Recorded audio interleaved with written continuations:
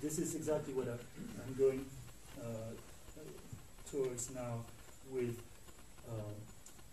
the consequences of this general idea of cinema on the narrative. Because as you know, cinema was mainly, massively used as an industry, as a commercial activity for telling stories, and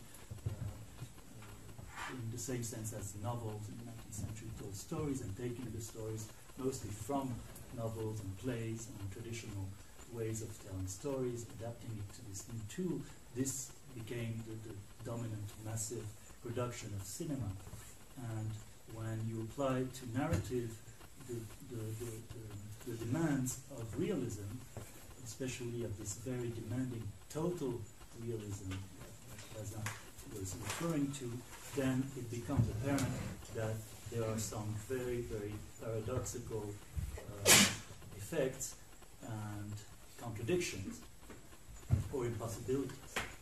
And this I would call, again, mocking the Kantian concepts about pure reason, what he called paralogism of pure reason. There are, in this sense, a series of paralogisms, that is, inference that are mistaken, that are logically wrong, logically invalid. There are a series then of paralogism in the realistic narrative of cinema. Yeah. So this is what I want to discuss now.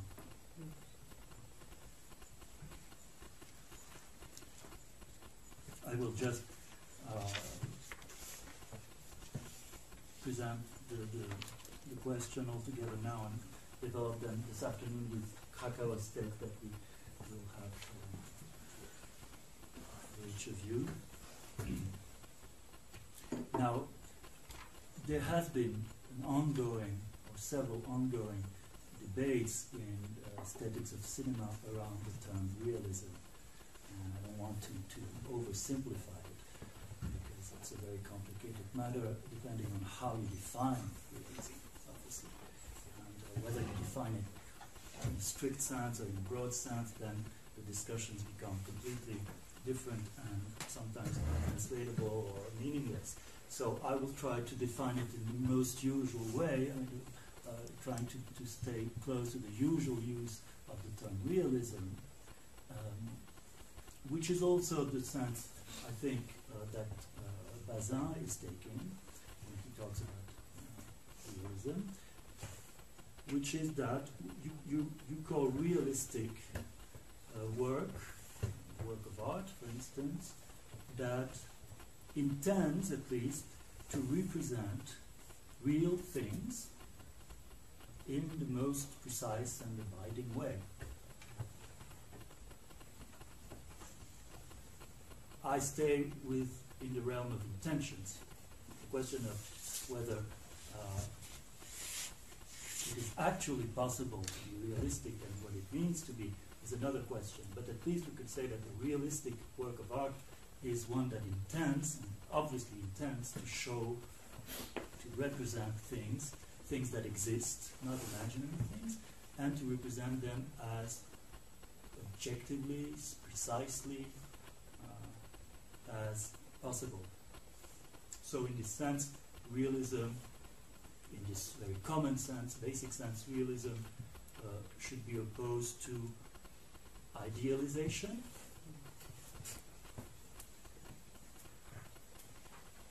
like in some symbolic tales, for instance, or idealized forms of art. In the classical plastic arts, for instance, ideal beauty is not, in this sense, realistic. So it can be opposed to idealization, it can be opposed to fabulation, fantasy.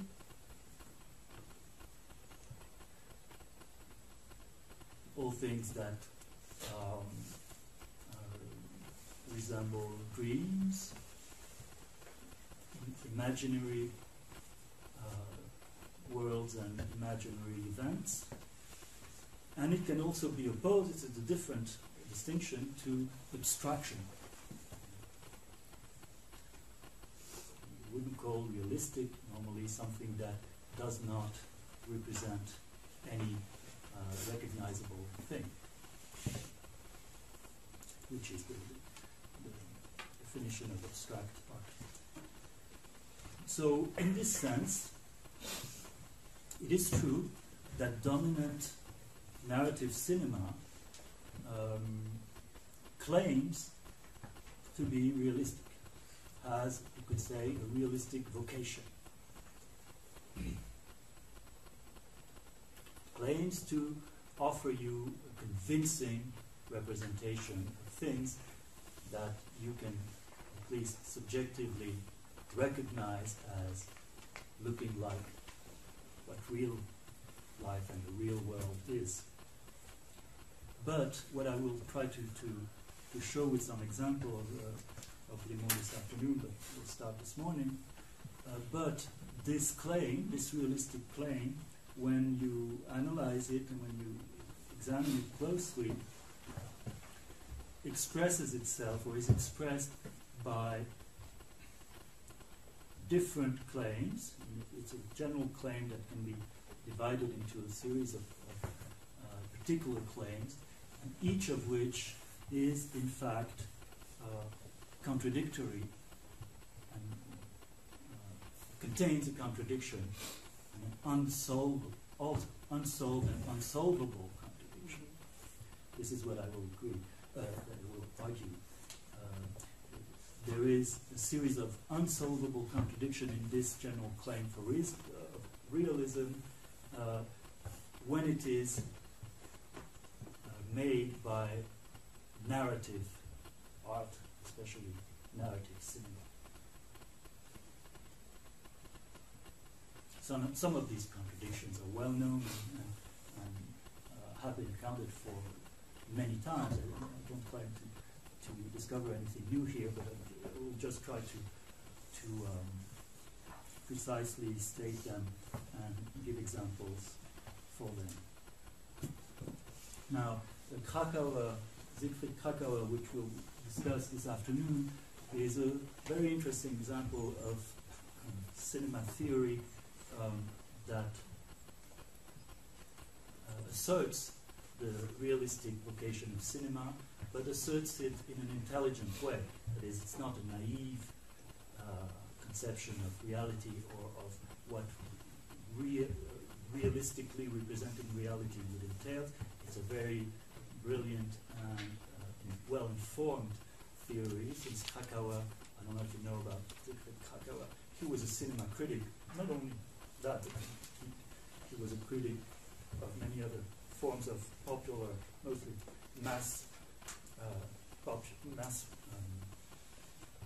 arts, forms of arts from the early century to the 60s, and he wrote extensively on cinema before gathering his thoughts and experience in this book called Theory of Film, which came out not long before his death in 1960.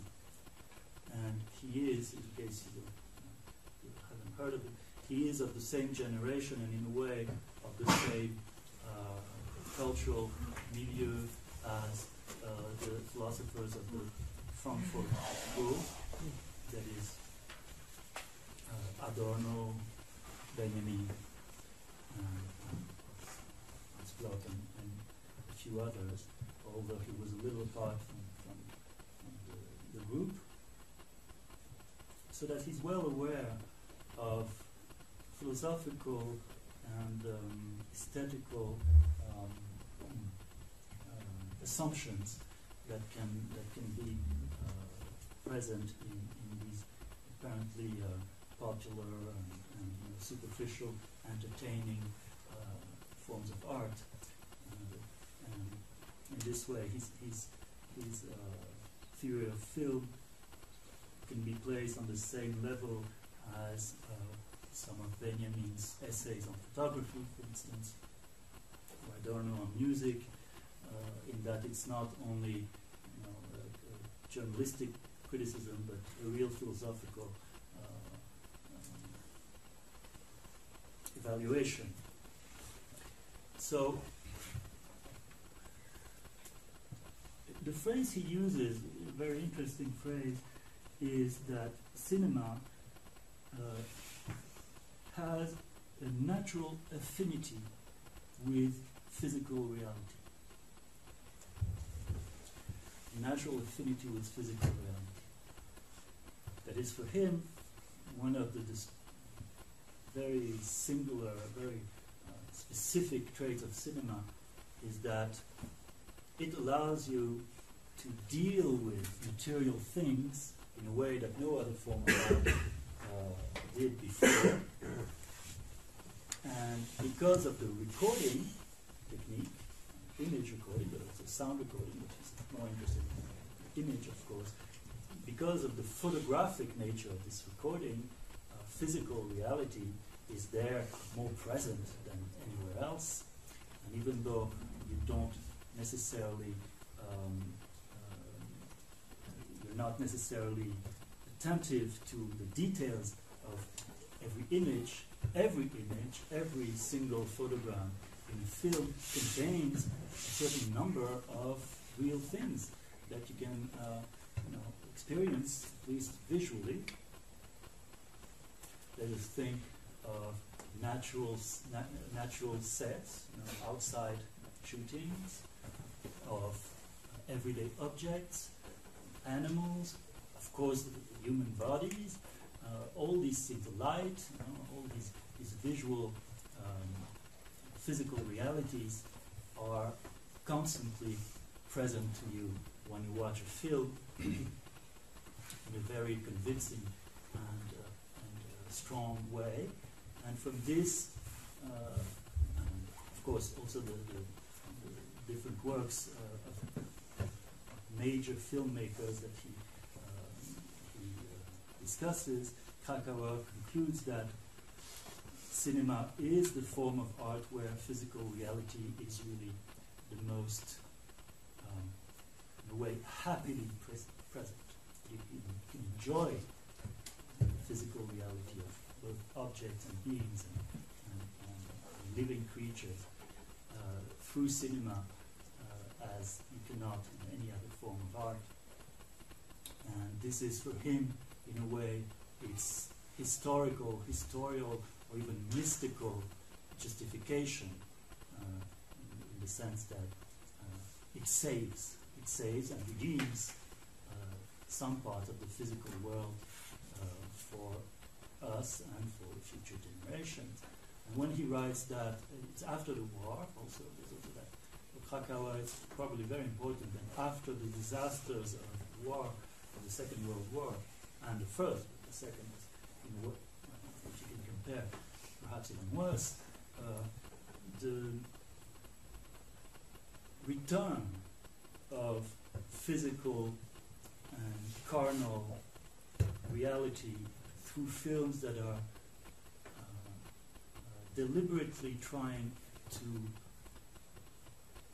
give account of real people, real activities, real landscapes. For example, in Italian neo-realistic films, this is a way, in a way, moral, even metaphysical achievement.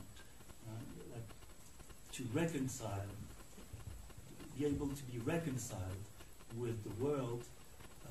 Well, cinema can play an important part in this difficult endeavor after the war.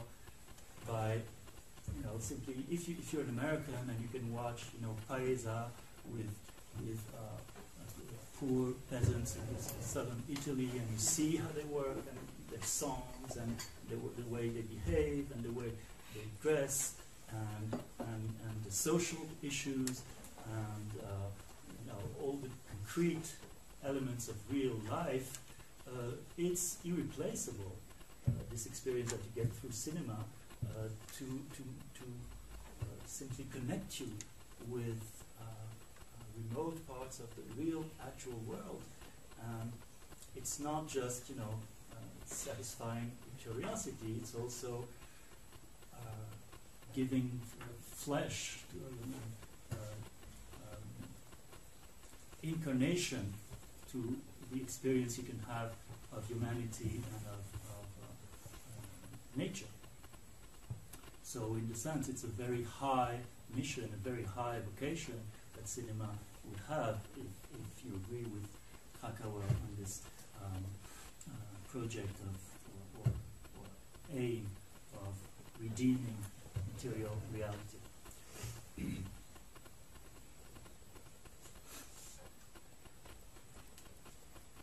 But then if you go into the detail of this affinity, as he calls it, with reality, and of the realistic account of reality through narrative film, then some problems arise. Although it is probably a very pertinent way of looking at not only cinema, but at the cinematic experience of the viewers and the pleasure and the enlightenment that cinema can give to the viewers. It's certainly true, and it's not only true of fiction, narrative, but even more perhaps of documentary film, that presence of physical reality and awareness of physical reality is a very important part of the experience, and I don't doubt it. And Krakauer also has a whole chapter on what he calls cinema of fact. Cinema of facts is what we call, more or less what we call documentary films.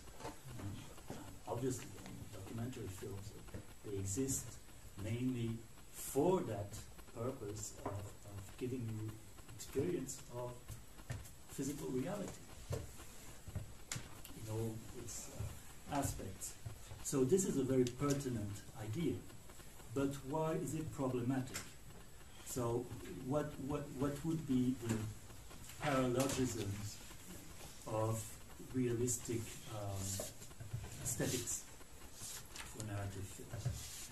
Well, I can think at least of 3 or 4, but there may be more. First, there is one very basic paradox, which is quite simply the paradox of what the French would call mise en scène, of direction.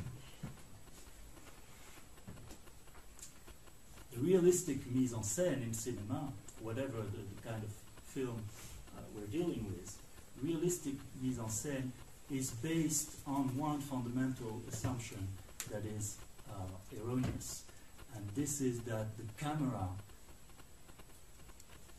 can be or is like the human eye.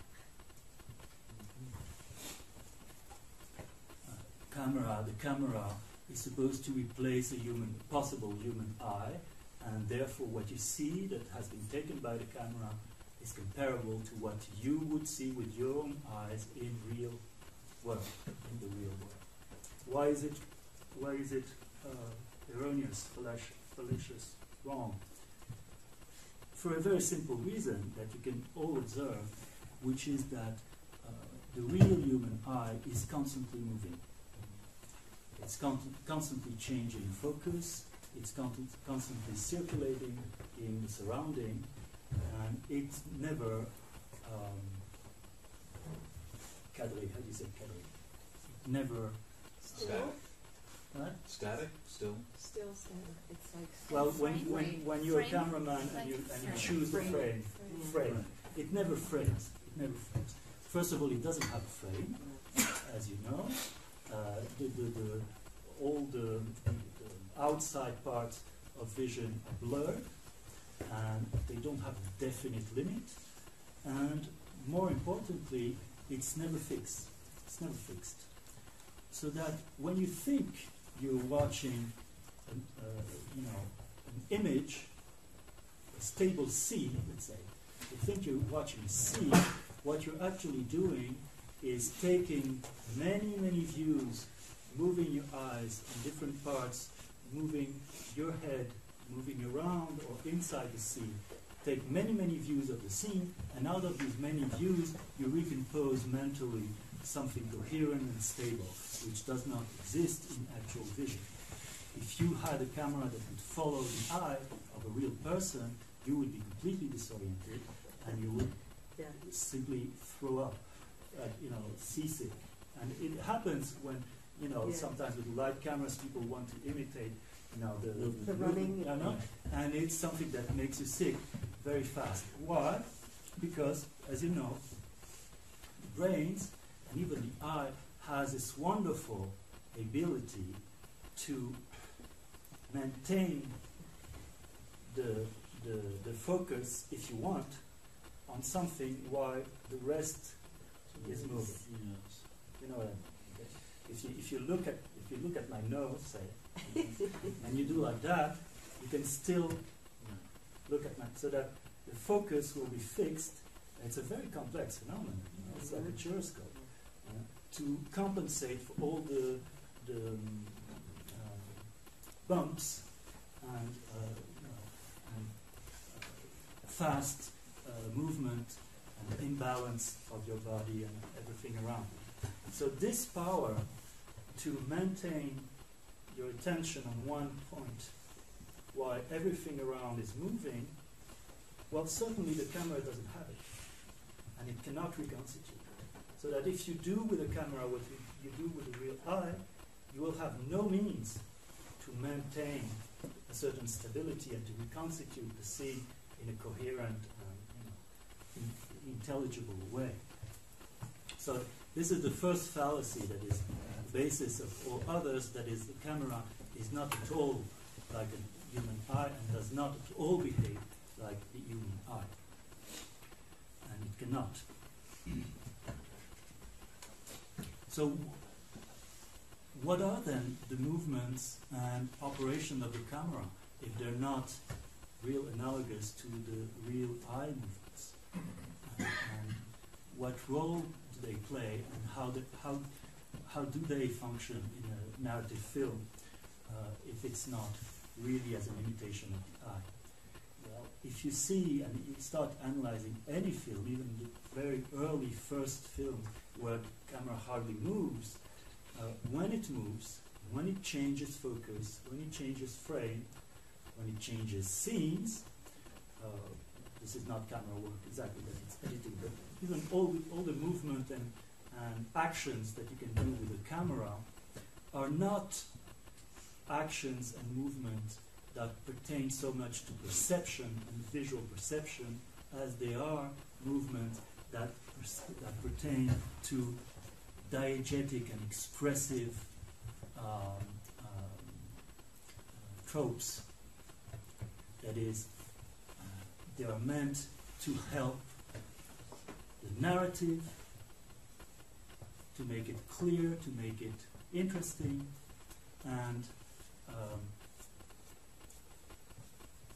they try to be expressive just as rhetorical tropes, like the camera will go forwards from a semi-large shot to a close shot to make the image of the person powerful and expressive and to impress you. So they're rhetorical movements, and they're diegetical, is that what you say? Narrative movements, rather than simply perceptive and sensitive movements. They're already parts of a discourse, and not so much of perception per se. And this is so true that in the early evolution of cinema, it was very difficult and unnatural to invent the basic, vocabulary of what we know as narrative cinema, because nothing was natural there. Even the idea of changing shots, going from one shot to the other, is completely unnatural, and the first viewers, when they saw a shot and then another shot, would be completely disoriented.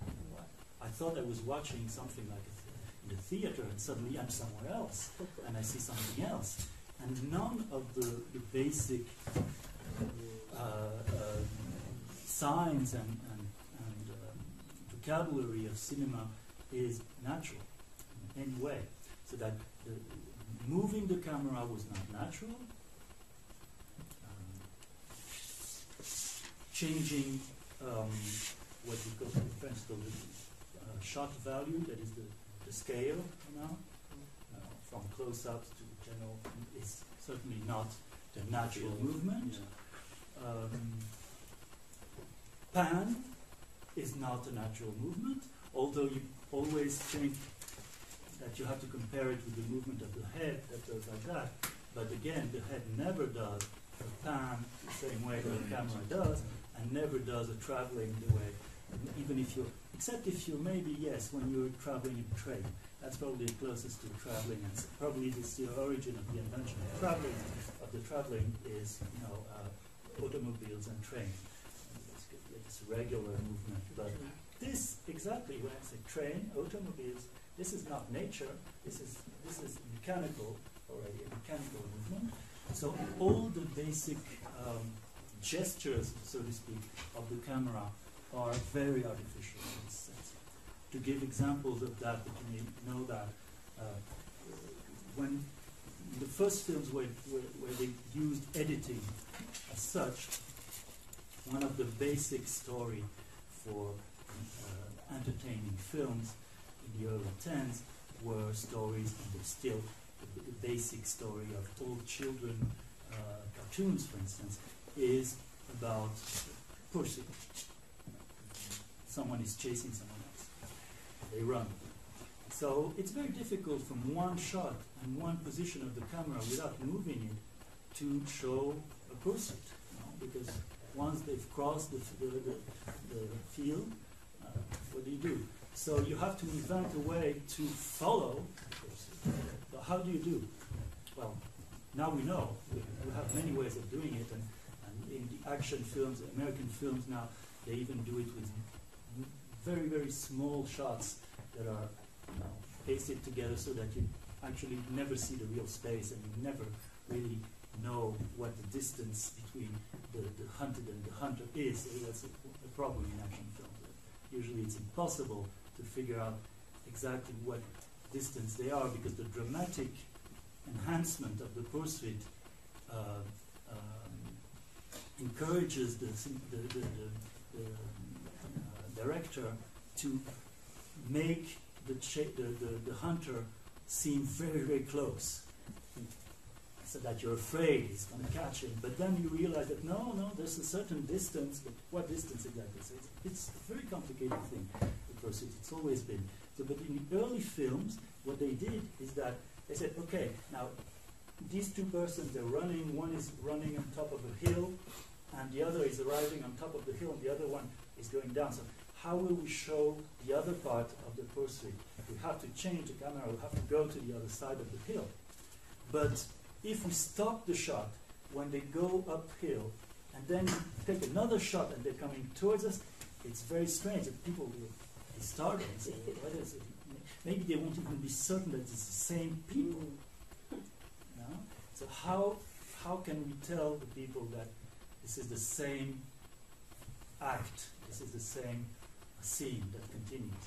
So what they did in the early films of the early 10th, is that they ended the shot at one point where they were, for instance, just on top of the mountain, and then the next shot would take the action a little earlier, so that you would see the same thing twice in different angles, and so you could say, oh, okay, it's the same thing that I'm seeing, so it's a continuation. But today, when we watch this, it's absurd. We're going backwards each time a little. Each new shot, we're going backwards a little, like sewing or something. But that was the way to make it seem natural. Now, for us, editing is so familiar that we have no problems identifying the same characters and the same action through them. But it's in no way a natural act of vision or of the brain. It's a constructed language of narrative in a very artificial way. And even recently, my grandfather, for instance, was born in the early century, he never integrated flashbacks. So that whenever there was a flashback in a film, he said, don't understand it. He's younger than he was, and the dead person is here again. What's happening? It didn't make sense. It's just a matter of education, of storytelling, and not at all a matter of natural perception in any way.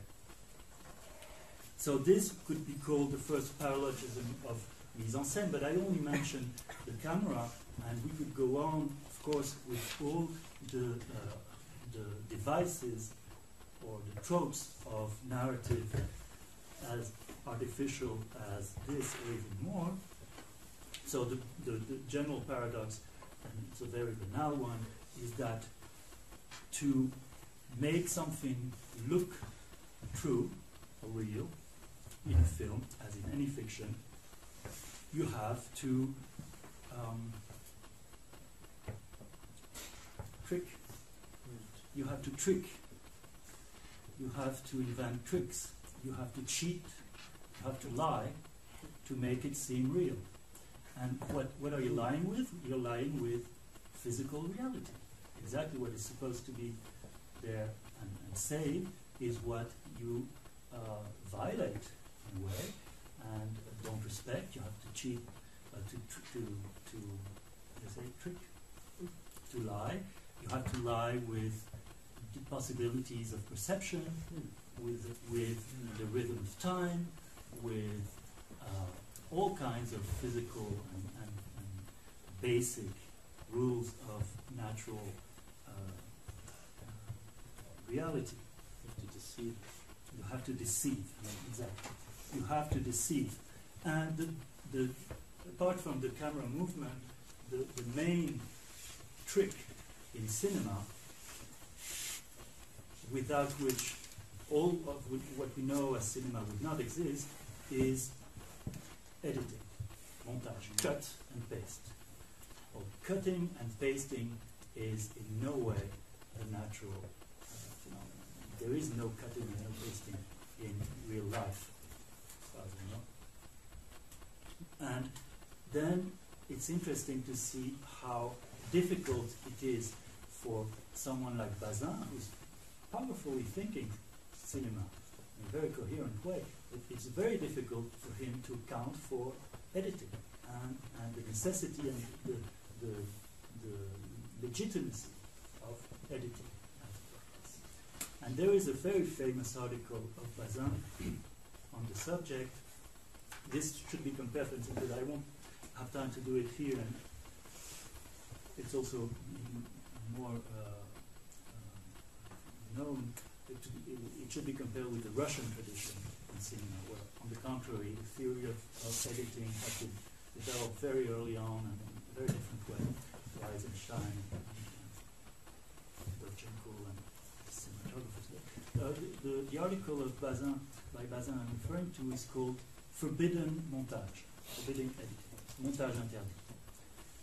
And it first seems to be quite anecdotal article on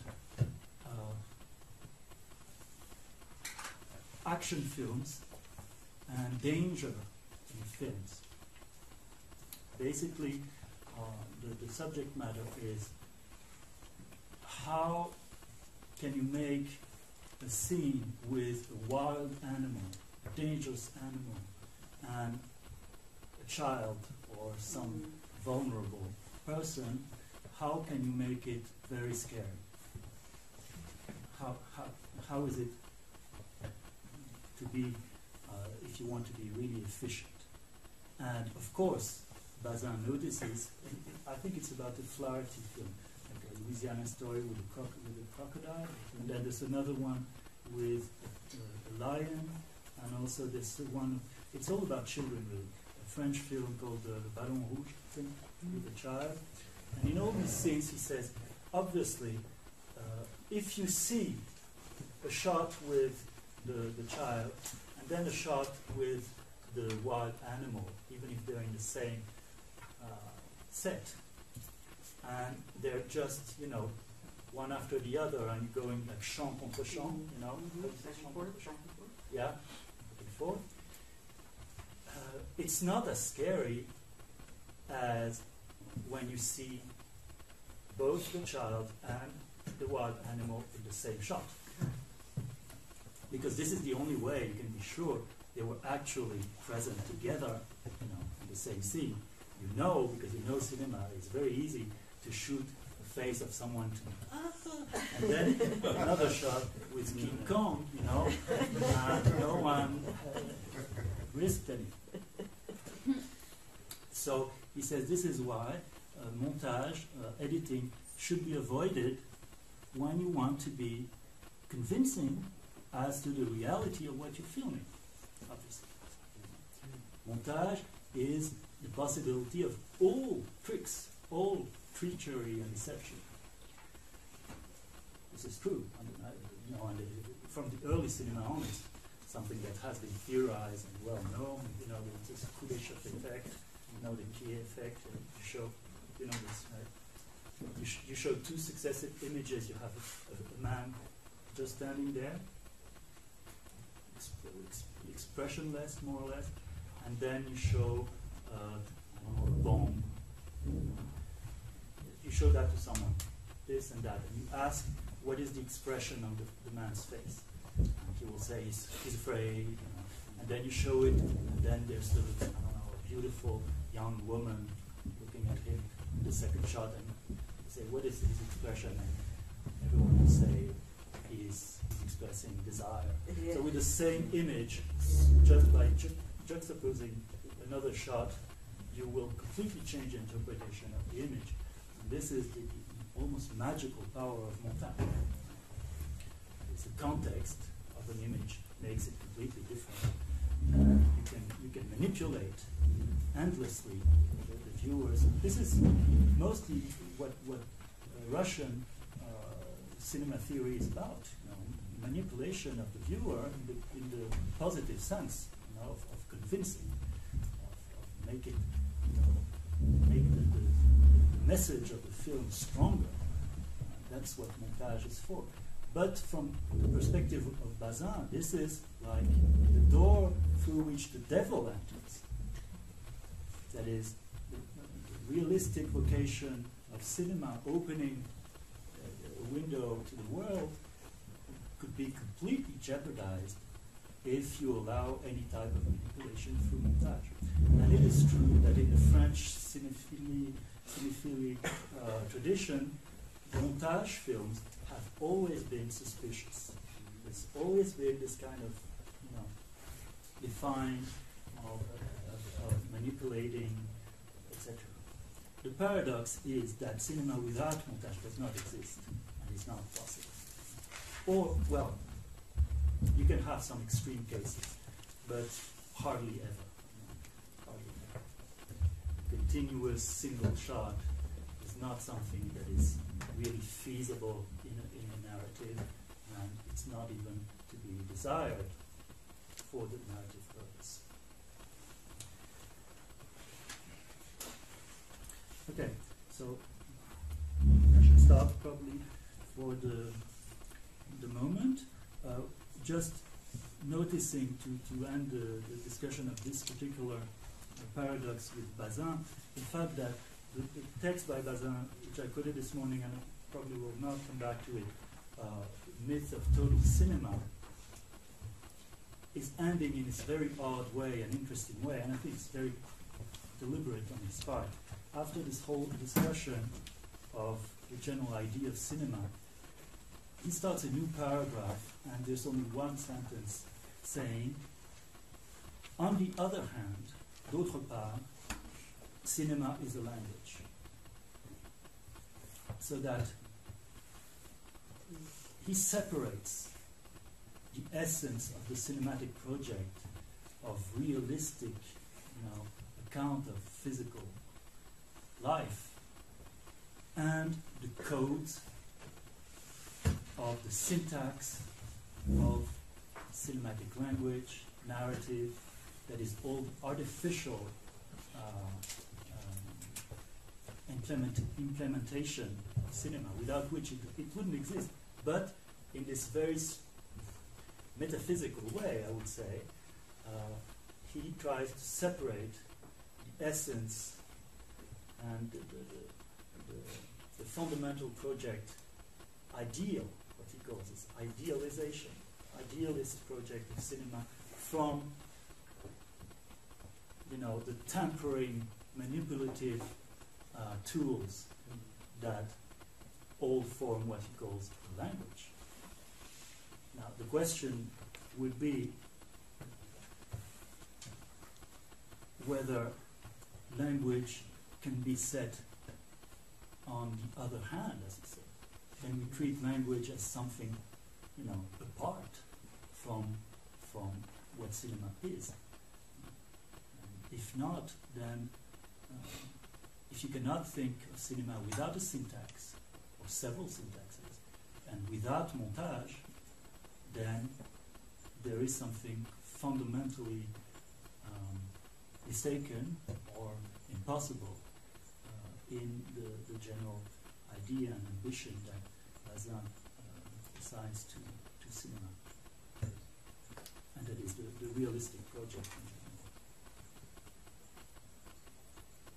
So then this afternoon we'll continue with some of other paradoxes of the realistic idea of cinema, and show maybe a small film so that we can go to this other tradition, other and also very, very much naturally born of the same, I think, the same basic metaphysical assumptions as realistic cinema, that is what is called experimental cinema in the after-war in America. Yeah, remarks before we go to lunch. That was paradox one that you. That's paradox one. Okay. Let me be very clear about this. So I wasn't sure. No, I have a very strict plan. So this is paradox one, okay? That you can call the paradox of realistic mise en scène. How do you say mise en scène?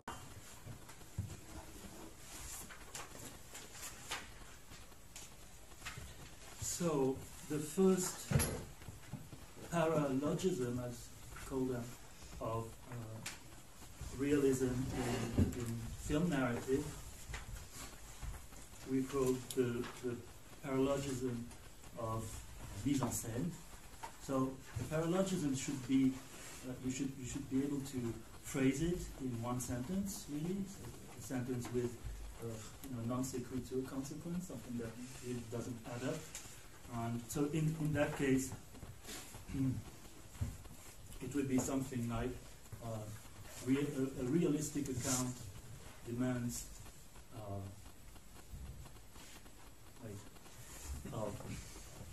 realistic mise en scène implies simulation and fallacy in the first place, or to make it seem real, you have to trick or cheat or deceive. Take example of movement of the camera and of editing, of course. And all of cinema syntax can be read as trickery and illusion in terms of rhythms and spaces. So it's interesting to see that the same authors who defended the overall realistic approach to cinema, like Bazin and then some of the Nouvelle Vague directors, try to abide this general claim by something that is referred to often as respect for real space, or respect for real spatial relationship in a scene. So you have a classical version of that in the Hollywood films with some directors like Fritz Lang, who would play the camera in such a way that you wouldn't have to reconstitute the space or fragment it too much, and that it could still be coherent, and you could mentally represent very easily the whole space that is filmed. But there was no pretense of realism really there. With the Nouvelle Vague aesthetics and post-war neorealism also, and still now with directors like Jean-Marie Straub, Daniel Huillet.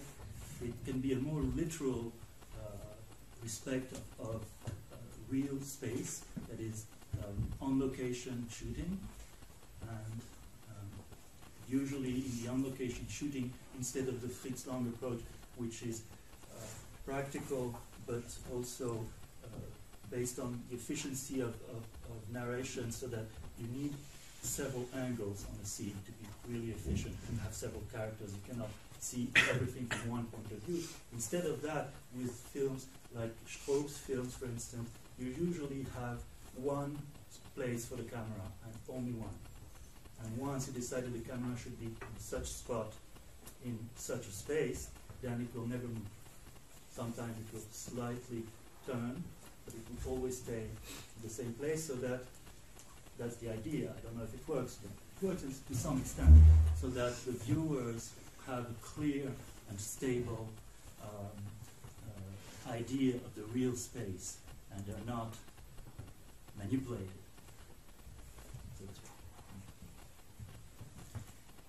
So the second paralogism of realistic narrative would be the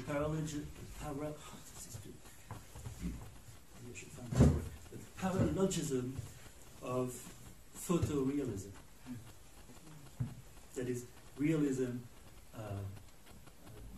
due and thanks to photographic nature of the image. So the photographic model for cinema invoked by Bazin, for instance. So I would announce, I would formulate the paradox or the paralogism like that. The photographic model for realistic films a priori excludes the narration which it is supposed to justify. That is, if you want to justify a realistic narration by a photographic approach, then you're bound to, if you go to the end of this idea, to renounce narration altogether, because photography in itself excludes narration. It can invoke narration, it can call for narration, but photography in itself is anti-narrative or non-narrative. Because contemplation in itself stops the movement. Contemplation stops the movement of the viewer, and also the movement of what is contemplated.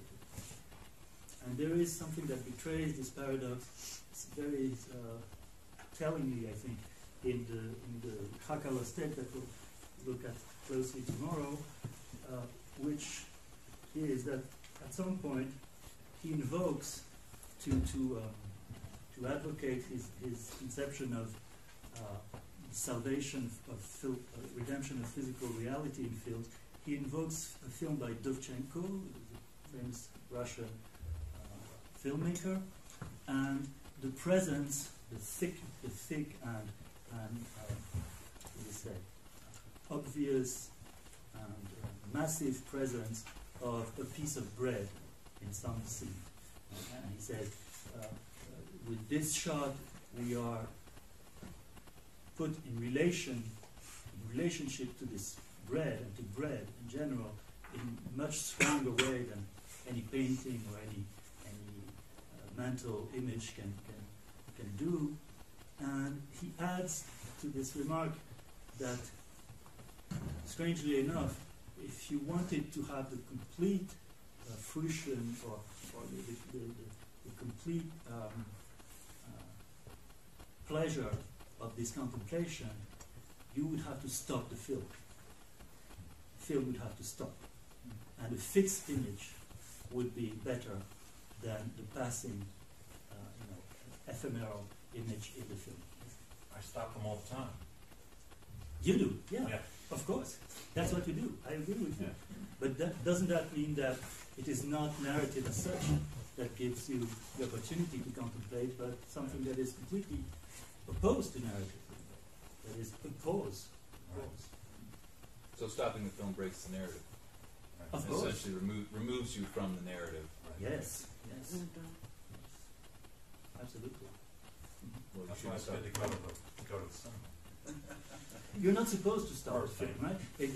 We are able to stop film just since with these video recorders, but it's something you shouldn't do, right? Because it tells the trick. It's like cancelling the magic, right, of So, movement. is narrative remains in the mechanical movement? Is that a question, or? Yeah. Well, narrative is in the movement for sure, the movement of characters and objects, and this movement is only produced by the machine, yes. And the imagination? Oh yes, sure. But imagination has to be set in motion. And of course, you're right if you mean that with a photograph you can tell yourself a story. But that doesn't mean that a photograph tells a story, I would argue. A photograph can suggest a story, let's say. But it's very problematic to tell, to comment and define a true drama, a true story from one shot. An example for, well, we would have to go into the history of photography, which I'm not very, not an expert, but also one example from cinema would be, for that would be what they called, photo de plateau, set photographs. So you had in classical Hollywood films, they don't do it anymore so much, you had a specialized photographer who would be on the set, and his mission was to take shots that would be exemplary of what's happening in the scenes. But that means that he couldn't just take a single frame out of the film, because no frame will give you the totality of elements in the scene that you have to be aware of if you want to understand what's happening in the scene. It's very difficult to find a frame where you have all the characters in the most characteristic attitudes of the scene so that you perceive what the story is. On the other hand, the photographer would have the actors pose again in some typical moments of the scene, but composed together in a dramatic way, so that as much as as could be put in one frame of the drama of the scene would be in the frame. But they're very different photographs than what you actually have in the film. That's why sometimes you're surprised, because you find images from the films that are very beautiful, because usually they're done, with proper lighting, a real art photography. They're not framed. And you're surprised because this is so typical of the film, but still I don't remember having seen this film at all, because they're different moments gathered in one image. So I would use this argument to show that it's not natural for photography to tell a story, and it's not supposed to really tell a story. Is there a difference then between photography and painting or drawing? Yes, there is. But maybe not a major one, but at least a minor one, which is that in photography, you cannot put in the same photography different moments, whereas you can in painting. When in history painting, for instance, you have in the same image, you can have different moments put together. Or like in sculpture, that's a good example too. Maybe in sculpture, you have the possibility that was theorized by, I believe, by Rodin, of animating the sculpture by this trick of having different parts of the body taken in different steps of the movement. So the whole movement could be invoked by a very unnatural composing of different parts. And in films, that's exactly what the stage photographer is doing, but it's not done in the frames themselves, I think. Well, I just want to say, I know a photographer who works with digital photography, digital photography, who kind of aims for the same thing. There's this kind of cubistic kind of movement in space, but there are multiple narratives, but it's very subtle. Then it's not simple recording anymore, right? It's a manipulation. And condensing, yeah. Sure. Well, you could find that in some very pictorial recent photographer like Jeff Wall, for instance, Mhm. who does these things.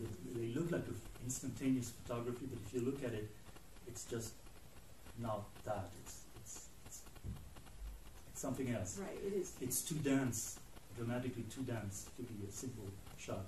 It's a composed scene, just like history painting. Right, and his use of light is very interesting. too, Yes.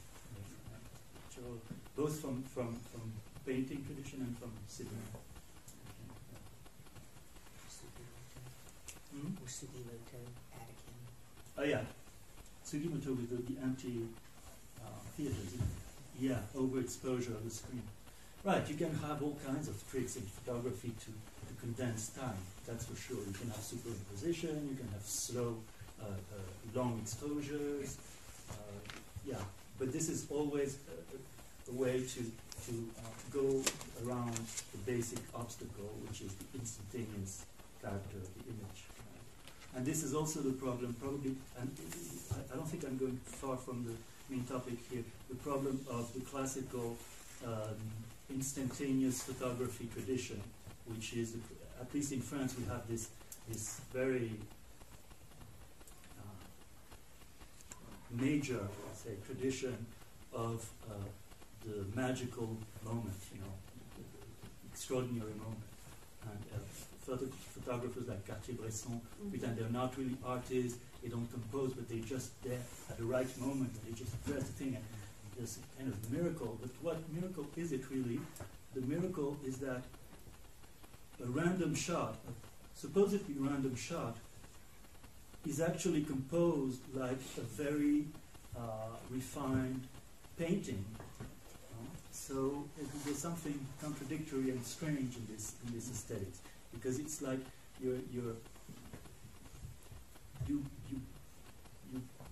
stumble on an artistic composition by chance. So you're there, you do that, and then you have the foot of the person who's jumping, just touching the water, and the reflection is perfect, and you have a geometrical pattern that is completely symmetrical, and so it looks like a miracle.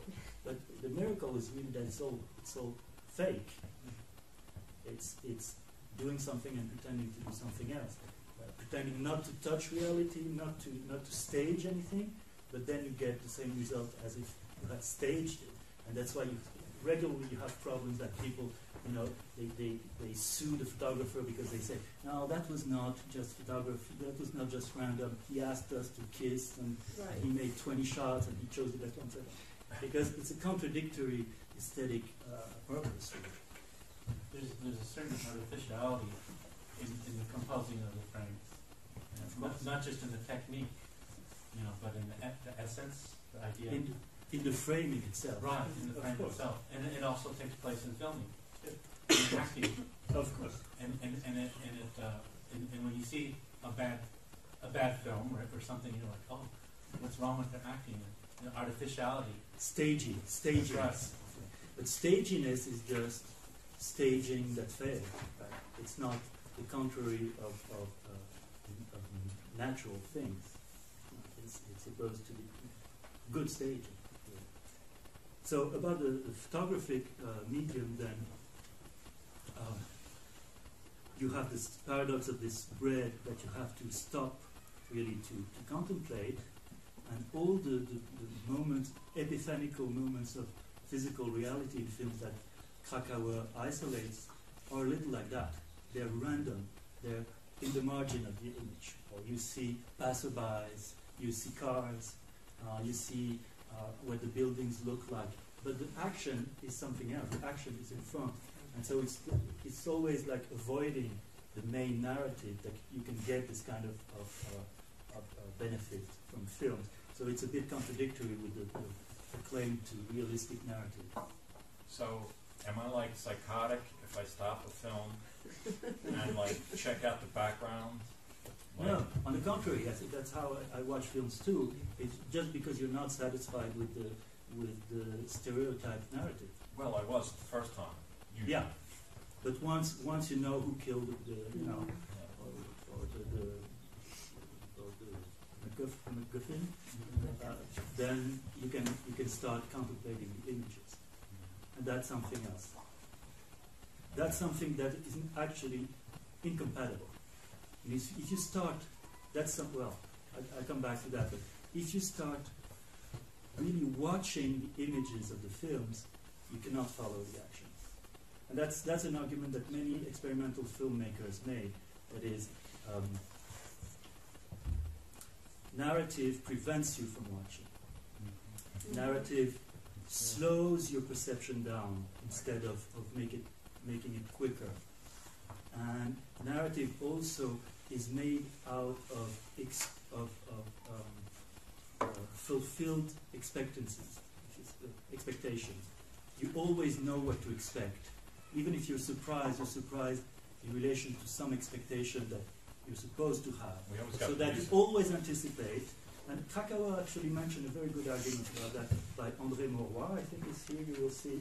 He tells how he was disappointed by a film after seeing the trailer, because in the trailer he had all these discontinuous scenes that didn't make much sense, but that were very, inspiring. And then when he saw the film, they were just flattened by this, continuous, boring narrative.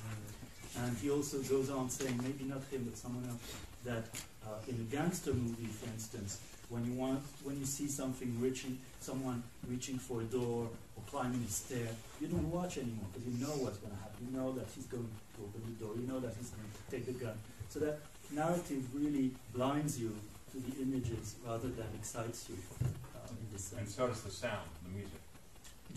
The music can be another layer of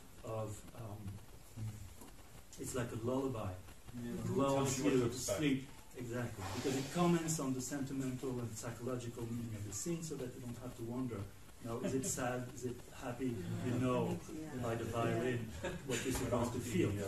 There's one point of the sound to a film, but there's many other things that the sound or the music can do. It can provide counterpoint. Yes. It can suggest a character that does or doesn't show up. It can be used to trick Absolutely. you. It can be subtle. Yeah. It can be subtle. But it's usually psychological commentary, a grammatical commentary that sustains what's already stated in the film. And there's an expectation of it too. And when it doesn't meet the expectation, people get mad at the film. Yes. Of course. So apart from this, just this paradox of photographical contemplation, there's a more general obstacle to this claim to photorealism, which I mentioned earlier with the paradoxical character of light as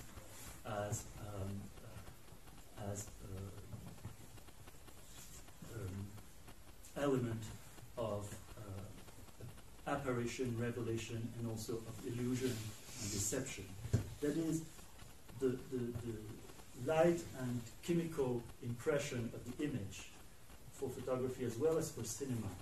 This imprint that justifies kind of adhering aesthetics or mimesis. This impression is also the exact opposite of an imprint, that is, it's phantomization. It transforms the real physical object into a ghost. And this is something that the audience was well aware of early on with the first projections of films. That is, what you see is very strong in terms of reality effect. But reality effect is not realism. It's very powerful as a presence, but it's also powerfully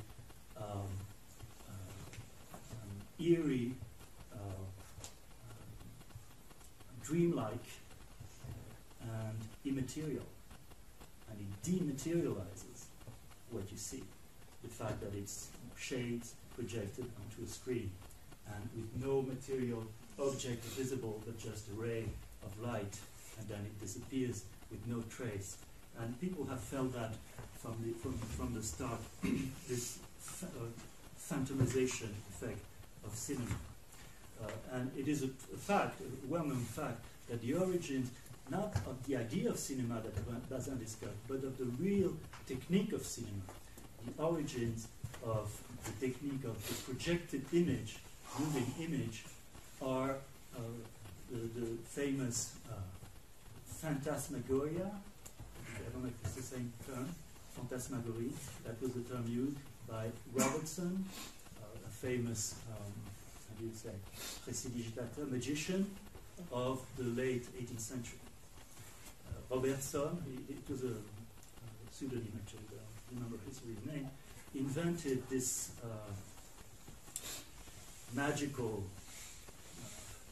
machinery that was, maybe you all know about this. No, you know how it works? It's what you call smoke screen. So you had an audience in total darkness, a stage with an empty, hidden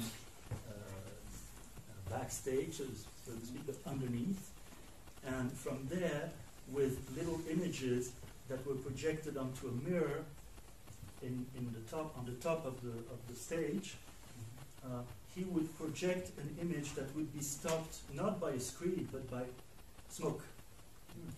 Smoke would act like a screen, and he could make the image enlarge progressively or diminish, and he would conjure ghosts of famous historical figures, and this all happened around the time of the French Revolution. So they just had cut the head of the king, and he made the king come back, and he made everyone come back, and people were hysterical, and screaming, and fainting, etc. And he was very famous all around Europe with these phantasmagorie, and he never told the trick. And you had to wait generations after to see, the drawings of the whole trickery. So this is really the first cinema as such, that is projected image. It was fixed image, but he arranged it so that it looked like it was moving, by moving the image itself, the movement of the smoke. So this Robertson, Phantasmagoria. Then, of course, one of the first great cinematographer is with Lumière, as you know, Méliès, who was also a magician, and who used the tool right away to do tricks. And it was the first thing he thought of, and he was right, because it's a wonderful tool for tricks. And you could say that philosophically, that one fundamental feature of cinema, fundamental trait of cinema, was discovered by Méliès and not by Lumière. Lumière, he discovered the possibility of having what he called views. So the view, that's the idea of cinema for Lumière, which is very simple and very convincing. A view is simply a fixed frame capturing in real time a real scene of real life. So you put the camera and you let the people do what they do, and then you stop the film when the film is over. That's what he did. Although, of course, he staged it already, because he had, he had very short films, less than 2 minutes. So to show a real action or event in 2 minutes is not easy. So if you watch the Lumière films, it's very funny, because you have people playing cards, for instance, but they don't play cards like, I don't know, put one and then what do you do? No, they play cards like this, hysterically, because they have to show it in 2 minutes. And it's the same with the feeding of the baby, and all these scenes are actually very artificial. People are hurrying, and you can almost hear Lumière saying, fast, fast, fast. Or then you have also this a very nice one, because he made himself, I think he made about 100 small films, but the Lumière company made about 2,000 of these films. And so many of them are exotic scenes that you could see, so that, if you didn't go to China, which no one did, you could see what's, a Chinese street is or whatever. And so there is one that is very funny with African children jumping, diving into a lake. So you see them dive. They're quite in a hurry, but they just simply dive. But then, just after they dive, they come out of the water and they come again to dive again, and it's really as if you heard the director saying, quick, do it again. Shouldn't stop, shouldn't ever stop, because you had to condensate the action. So whatever. So Lumière at least tried to give realistic scenes that he called views. But a more important feature was discovered by Méliès, discovered by chance, but it's probably one of the fundamental, how should you call it, trope or fundamental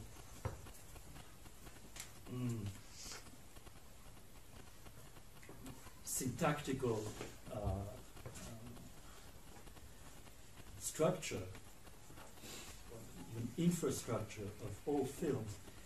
He discovered by chance that if the camera stopped and you would set it, you would trigger, make it work again and continue the scene, if you hadn't moved the camera, very extraordinary things happened.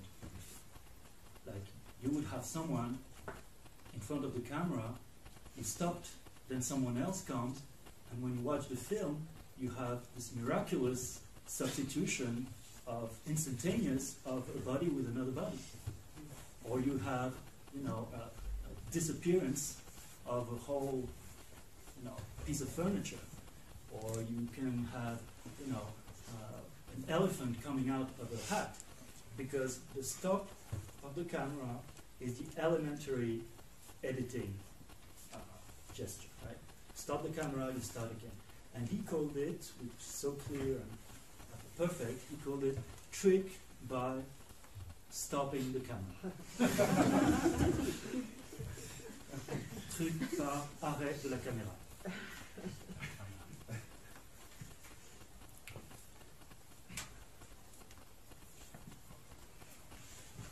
So the trick in all editing was right there from the start, and then all the other tricks just follow this one, just versions of this first trick of stopping and starting again.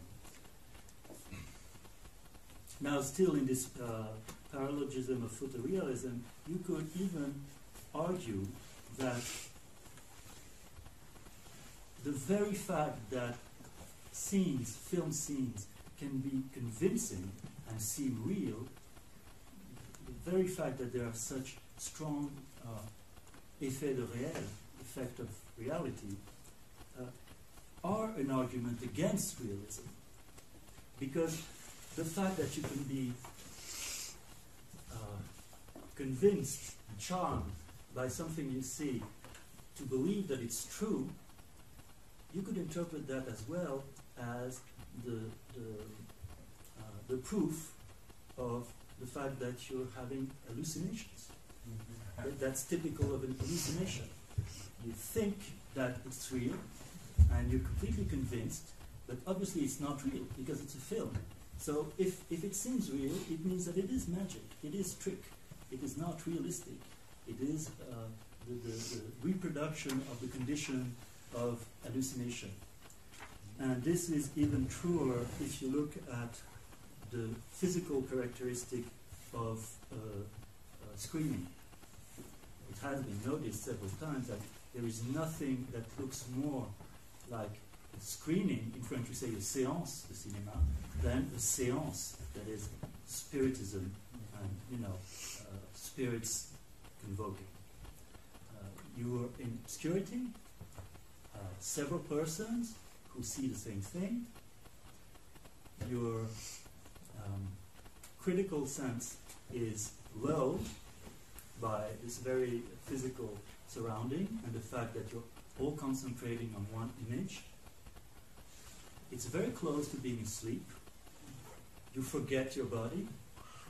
You have this kind of, muscular, spontaneous paralysis that you have when you sleep. Sometimes you even get, cramps because you forget to move. So it's really like as if you're asleep, and you're completely passive. And then you have this image coming to you. It could be both, ghosts, dreams, or a film. Can I ask a question? suppose that we're watching a film, David Lynch, or some, just for example, because this has happened to me. I see things in this film that I'm not sure that other people would see. What's that? Is that psychosis, or is that like sleeping, dreaming? I don't. Well, some films excite your imagination and unconscious production of images more than others, obviously. And David Lynch, I don't think it's an example among others. It's particularly close to this logic of dreams. Also, there's something else. That some films call on what is commonly perceived by every viewer, but some films call more on what you intimately, individually would associate, and your own, imaginary inner life. And typically, we'll see, I hope tomorrow, in some experimental film like those by Stan Brakhage, they're meant for you to think you see things that others won't see. They're meant for you to have subliminal half perceptions and half dream, half vision. I have the feeling that that's what David Lynch does. I think so. Yeah. In the frame of a more or less classical narrative, then he does these breaks and logical. All of a sudden, there's a 50s tune. Right. Very close to the logical, non-logical things. Definitely. Then, of course, you can have a last, banal but true argument against the photorealism claim, which is simply from the history of the cinema industry. That is, cinema industry, for the most part, encouraged escapism, fantasy, out of the world images and stories.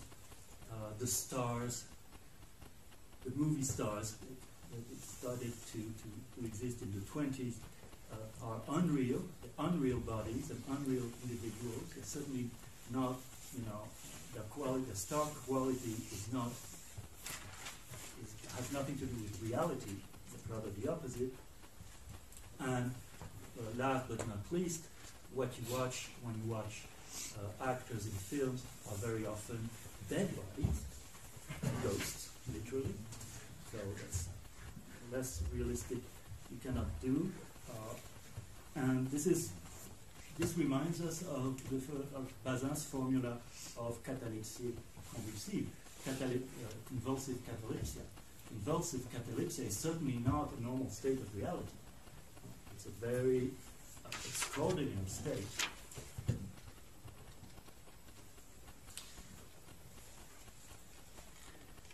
Now, I would differentiate from this paralogism a third and last paralogism for realistic narrative, which would be precisely the paralogism of narration, of realistic narration as such. That is, narrating has always been close to fabulating, inventing. The best narrative is usually simple, moral,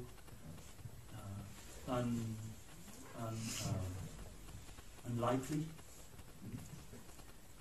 and therefore the realistic aesthetics of Bazin, in a way, is hypocritical in its defense of classical narrative, because it knows, and Bazin very well knows, that the narrative, the most efficient narratives, are like fairy tales, and certainly not as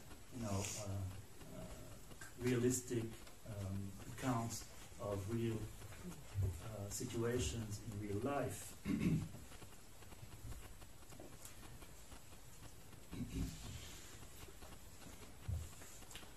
Narrative as such, or drama as such, the story, the Anglo-Saxon sense, a universal story that everyone needs to have, right? The journalist needs a story, they all have to get the story, to get the interest.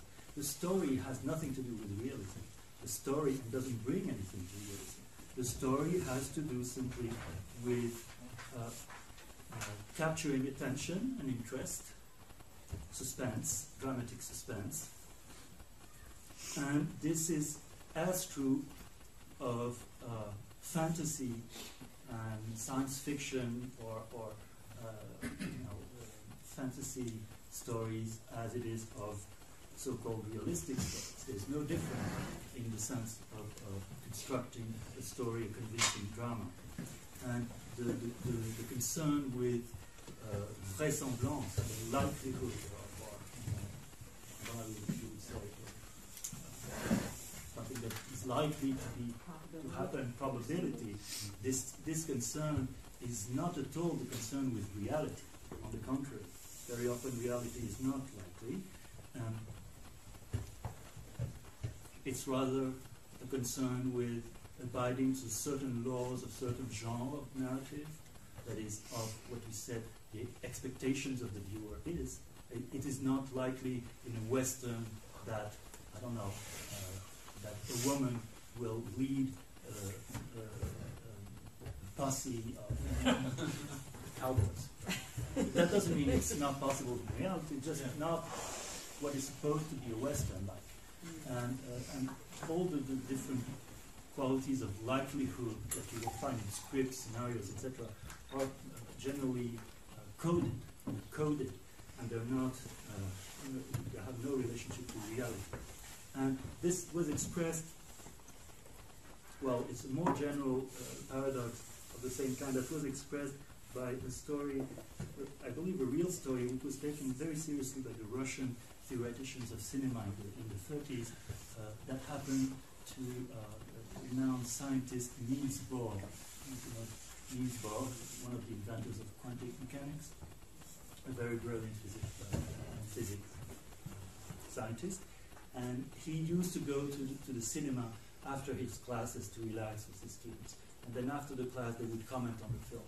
But in the 20s, most of the films they saw were really escapist adventures with cowboys, especially there's a series, I don't remember the title, it's a hero, I've seen some of them, it's a hero, cowboy hero, who always, saves innocent orphans from Indians, etc. And so they would comment on these films, and once the student asked him, what did you think of the film, and did you like it? And he said, yes, I liked it, and he went into the detail of the film. He said, well, when the innocent orphan is kidnapped by these bad gangsters, and she's taken onto a horse, and they jump from the horse to a train, it was not very likely, but I bought it. I accepted it.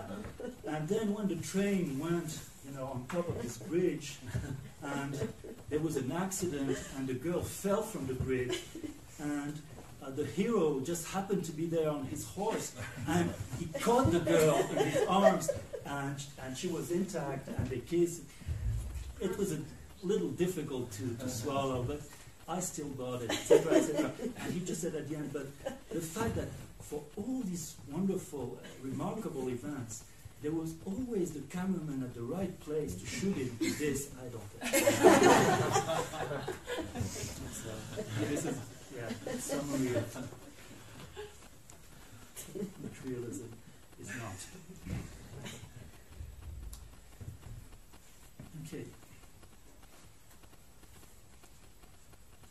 So now you could go into the details of some of the traditions that claim to be realistic and show the same kind of paradox. For instance, the neo-realistic films, they contain a lot of almost documentary-like scenes and landscapes and situations. They're very well informed, with social problems, etc. But on the other hand, they have both melodrama that is completely conventional, for many of them, Rossellini films, for instance, and they also have, which is even more sournois in a way, they very often have a kind of a religious undertext. That is, in Rossellini's case, I'm sure. They seem to be just fact and showing to the world what the life of those people is, but in fact they convey a well-structured and thought-of religious message that is not implicit but really informs the whole work. Certainly religious nouvelle message is not something that pertains to realism. What films are you talking about? Well, like, Allemagne, Les Héros, Rossellini films after the war, Paesa. Director, okay. Yes? Can I just, as a counterpoint to that, point out Herzog's films? Herzog? Yeah. Werner Herzog? Yeah. Yes. And especially because since I was coming up here, I watched The Heart of Glass. I'm not sure what the German translation is. Yeah. But it opens up with a pasture. It's alpine, with mists and flowers and morning and cows. And I've seen a lot of his films. I think of him differently than Rossellini, though. I just think he's more realistic. Well, for one thing, he's a great documentary filmmaker. He made wonderful, many documentary films. I know he did, but his narrative fiction films are also documentaries in a way. Certainly, yes. Now, there is something that, there are many nuances that I didn't make and that should be made, of course. That after the war, there's a different temporality in films that allows more of the real-time duration, experiencing the real duration by having long shots and sometimes with no dramatic action, awareness of inner temporality. I have to say, Tarkovsky is included. Yes, certainly Tarkovsky, right.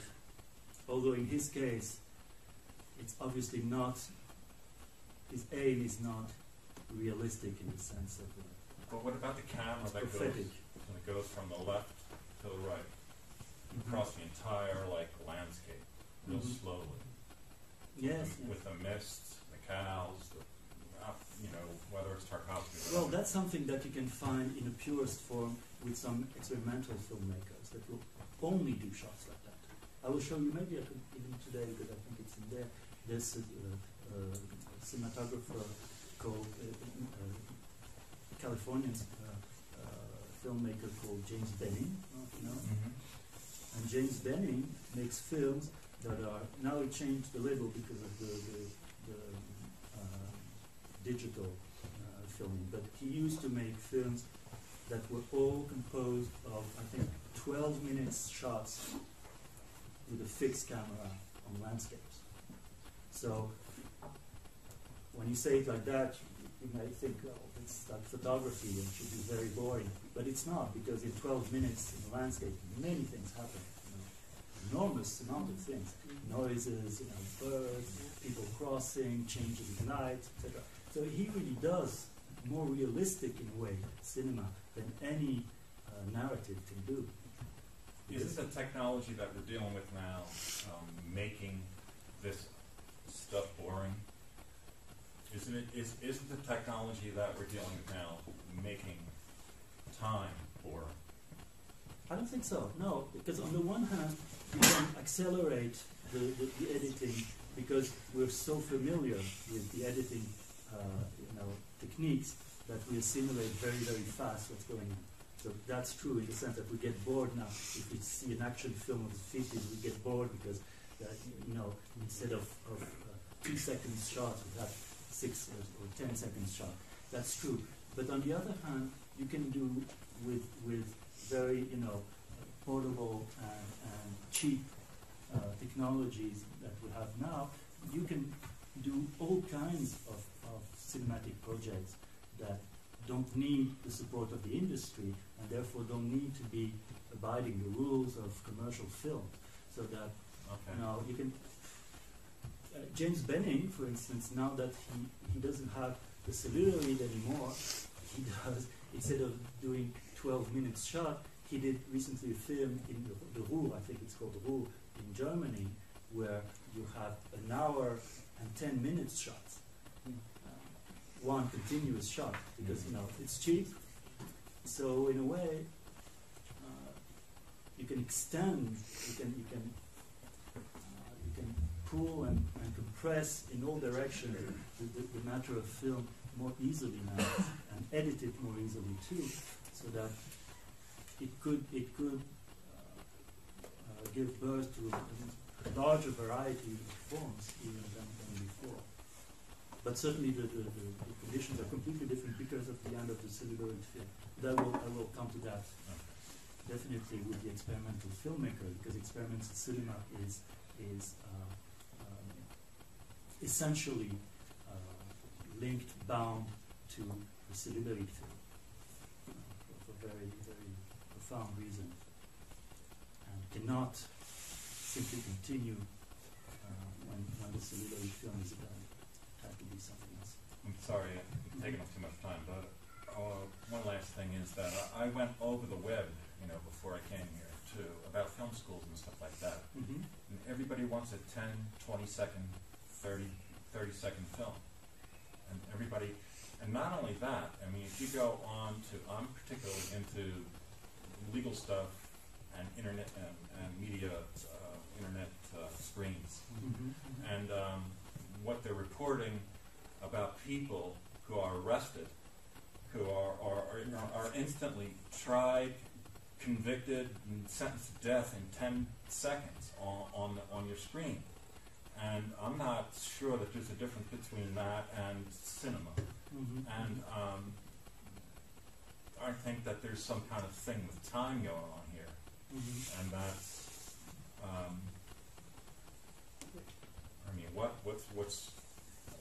why can't we pay more attention to things? I know I can't. I'm like, I need to know something in 20 seconds. Mm-hmm. But that's, I think you can have a general opinion on these matters of time and rhythm, because both all the extremes are compatible in terms of inner time and film time. You can see much more in a few seconds of film, depending on what kind of editing and film it is and what kind of attention you have, than you would see in a 1 hour and a half narrative, for instance. And on the other hand, you can also be forbidden to watch and to see things in some very fast editing. So it really all depends on how the time is innerly structured in the editing and in your brains. I don't know if I'm clear. You cannot quantify time. That's what I mean. You cannot quantify time when you're dealing with the content of the experience in time. I think there are people that are quantifying time. Right, but it doesn't mean that they win at the end, because even if you only have 10 seconds film, you can do a lot with 10 seconds film, depending on how you do it. And anyway, it won't happen. You always have. On the internet, it can also be the other way around. That you can charge, you can upload easily huge quantity of patterns and leave things that would not, would not be shown in a commercial environment, and can be shown there because it's gratuitous and it doesn't cost anything. So I think it works both ways. There's no doubt 10 seconds of film can influence somebody. There's no question about it. It's just that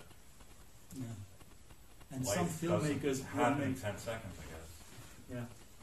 Some filmmakers I will refer to again later on today or tomorrow made 10 seconds film which contained 10 times 26 or 25 different images. So that it's a very, very large amount of information that you have to process in your brains. So I think we It all all thought that depends. was And on cool. the other hand, you have the kind of editing that you have in some action films now that is really meant for you not to understand what you see. Like, I don't know, for example, it's just come to my mind, but there are many examples. Like, I've seen this Gladiator film. The fights, the way they're edited, it's very violent, and you have the impression that you really see, you know, hitting and the weapons and the blood, etc. But if you try to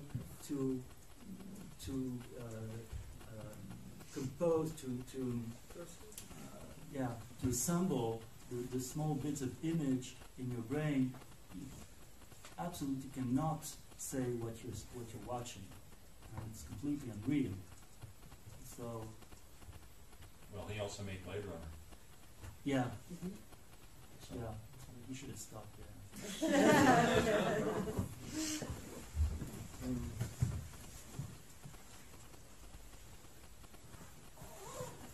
Okay, so maybe after the pause I will show you a short film, well, a 15 minutes film that will exemplify in a strange way this question of realism, because of course the realistic ambition was not only shared by directors who made long feature films with a classical novel-like narrative. Some very different attempts have been made early on in the 20s to do very realistic, almost documentary-like fiction films, and even among so-called artistic avant-garde movement. And so I will show one or two examples of that where there's a real tension, more interesting than you have usually in the longer narrative, between the documentary quality of what you see, that is things that are not staged, that are not in studio, with sets, but outside city, and documenting some aspect of urban life, for instance, that were not visible to the larger audience at the time. For example, very poor neighborhoods and life, both in America and at the time of the big crisis of '29, there were many filmmakers and avant-garde filmmakers who filmed the streets and people in the streets and unemployed people becoming homeless, etc. So some films were created that were ambiguously documentary films, and with a kind of a narrative, but that would not be structured as elaborately as the narrative you would find in Griffith's films or longer fiction films. And I think this is interesting because you still, today, when you watch such films, you see that there are two different projects really within the same film, telling a story with beginning and end, so continuous, characters and typical situation and drama on the one hand, and on the other hand, documenting reality. You can see that in some of these early attempts that were not shown in commercial network of theaters at the time, but rather in art galleries, art events. And two of them are two of the directors who attempted that in a very interesting way are Cavalcanti, who was English, although his name is Italian. And this I won't show so much to have it, but you can find it easily. One of his most beautiful films of this kind is called Reinvented, Nothing But Hours. I only know the French title, so I won't pretend to translate it.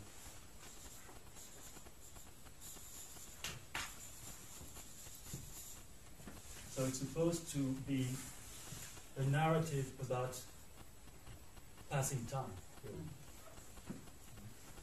And another one, very interesting filmmaker who disappeared after a while, came to Paris from Russia in the early 20s, and is called Dmitry Korsanov. And we will see, I think, rather one of his films.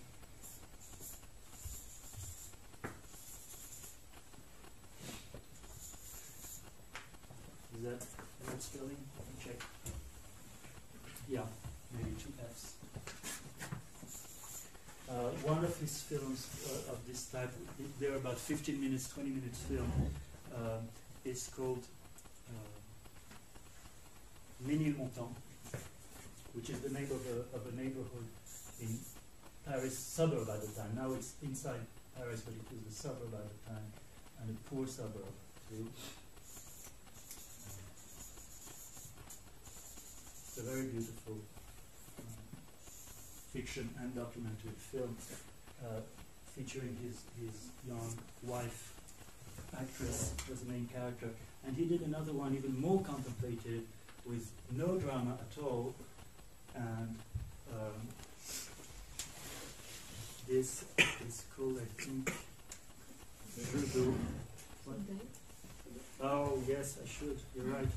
So Ménilmontant, I think, is 25. I think it's 25. And this I'm not sure, but if you have the internet, it's probably a little later. It's probably early 30s. Sorry, I haven't checked.